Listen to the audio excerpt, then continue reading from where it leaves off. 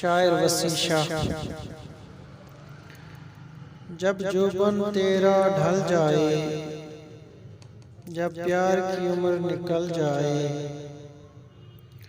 جب چھوڑ دے تجھ کو حسن تیرا، جب چہرہ پر ہو جھریوں سے، جب زلف کے خام نہ باقی ہوں، جب رنگت نہ ہو گالوں میں، جب چاندی اترے بالوں میں، جب آنکھ کی مستی ٹوٹ چکے، جب ہونٹ بھی سرخی کھو جائیں، جب چھوڑ دیں تجھ کو سب ساتھی،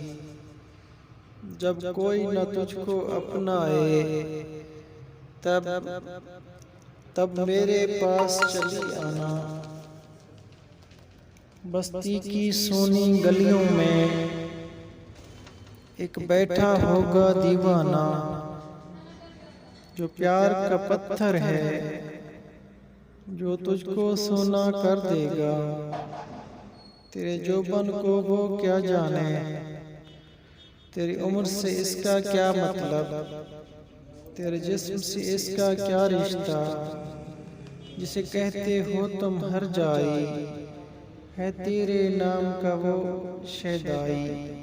ہے تیرے نام کا وہ شیدائی۔